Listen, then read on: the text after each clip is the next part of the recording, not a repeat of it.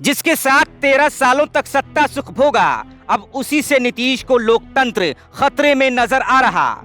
मोदी शाह की बीजेपी को सत्ता से उखाड़ने को बेकरार, 2024 के रण में आर पार को तैयार नीतीश कुमार। दुनिया में सिर्फ एक ही चीज शाश्वत मानी जाती है और वो है बदलाव। बदलाव की एक नई इबारत इन दिनों बिहार की सियासत में लिखी जा रही है। दंभ भरा जा रहा है कि बिहार एक बार फिर दिल्ली का तख्त पलटने वाला है। प्रधानमंत्री पद की दावेदारी के सवाल पर नीतीश जी कैसे गिरगिटिया जैसे रंग बदल रहे हैं वो आप सब भी देख ही रहे होंगे। तो इस वीडियो में हम बात करेंगे कि क्या वाकई में नीतीश कुमार 2024 के समर में मोदी से मुकाबले को तैयार हैं या ये सब हवाबाजी और बतौलेबाजी भर है। नमस्कार फ्रेंड, बिहार देख रहे हैं आप, मैं हूं आपके साथ राजमोहन सिंह। चौंकाने वाली सियासत के शहंशाह नीतीश कुमार ने जब बीजेपी के साथ गठबंधन तोड़कर भतीजे तेजस्वी के साथ दूसरी बार सरकार बनाई, तभी से इस तरह की अटकलें लगाई जाने लगी कि उनकी नज़र बिहार के मुख्यमंत्री की कुर्सी से कहीं ज्यादा पर है।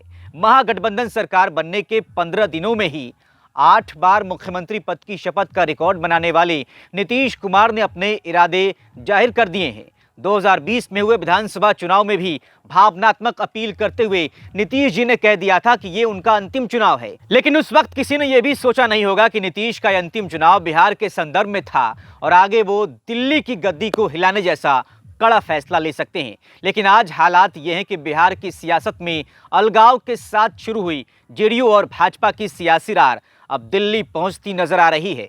सीधे तौर पर कहें तो मोदी शाह के कामकाज के तरीकों से परेशान हो चुके नीतीश कुमार ने अब आर पार की लड़ाई का मूड बना लिया है। लेकिन मुकाबला सिर्फ मूड से नहीं लड़ा जा सकता, उसके लिए तैयारियां भी करनी होंगी। यही वजह है कि नीतीश कुमार और उनकी पार्टी ने वक्त रहते ही तैयारियां भी तेज कर दी है। बिहार की राजधानी पटना में जेडीयू की राष्ट्रीय कार्यकारिणी की बैठक चल रही है और इस बैठक के जरिए पार्टी ने साफ तौर पर यह संकेत दे दिए कि नीतीश कुमार पटना से दिल्ली ट्रैवल करेंगे। नीतीश कुमार 5 से 7 सितंबर तक दिल्ली की यात्रा पर रहेंगे। इस दौरान बिहार के मुख्यमंत्री विपक्ष के नेताओं के साथ मुलाकात कर 2024 के आम चुनाव से पहले विपक्षी एकजुटता को लेकर चर्चा करेंगे। नीतीश की पार्टी ने राष्ट्रीय कार्यकारिणी में बीजेपी को 2024 में 50 सीटों पर समेटने का नारा दे ही दिया है। इसके लिए खास रणनीति भी बना ली है।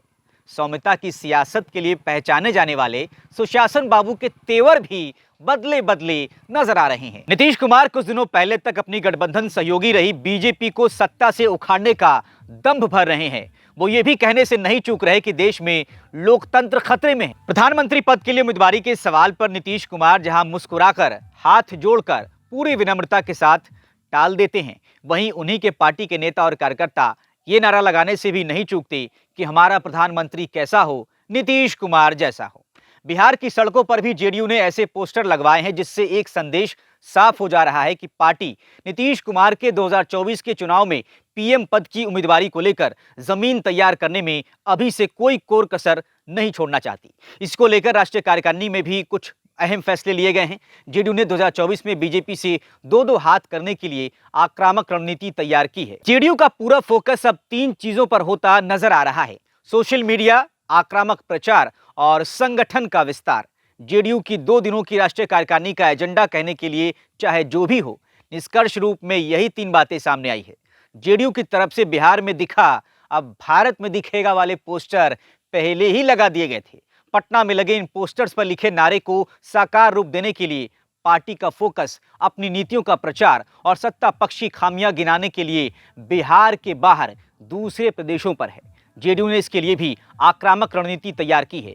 जेडीयू की रणनीति है कि दूसरे राज्यों में पार्टी का आक्रामक रणनीति के साथ विस्तार किया जाए।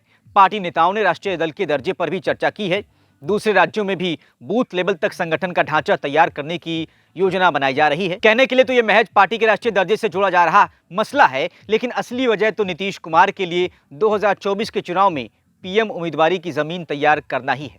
नीतीश कुमार ने जब से बीजेपी से नाता तोड़ा है, वो एक बात लगातार कहते आए हैं।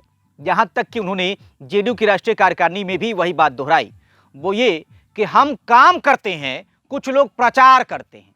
निशाना बीजेपी और केंद्र सरकार पर था, लेकिन शायद नीतीश की पार्टी को भी ये समझ आ गया है कि बगैर प्रचार के राष्ट्रीय राजनीति संभव नहीं है। यही वजह है कि जेडीयू ने अब आक्रामक प्रचार की रणनीति तैयार की है। बिहार चुनाव में तीसरे नंबर की पार्टी बनकर जेडीयू के खेमे में चिंता बढ़ गई थी। वजह बताया जा रहा था पार्टी का धीरे धीरे कमजोर पड़ते जाना। संगठन की इस खामी को दूर करने के लिए भी पार्टी ने खास रणनीति तैयार की है। जेडीयू ने 50 लाख लोगों को पार्टी से जोड़ने का लक्ष्य रखा है। नीतीश कुमार ने भी बीजेपी को लेकर आक्रामक तेवर अख्तियार कर लिए हैं।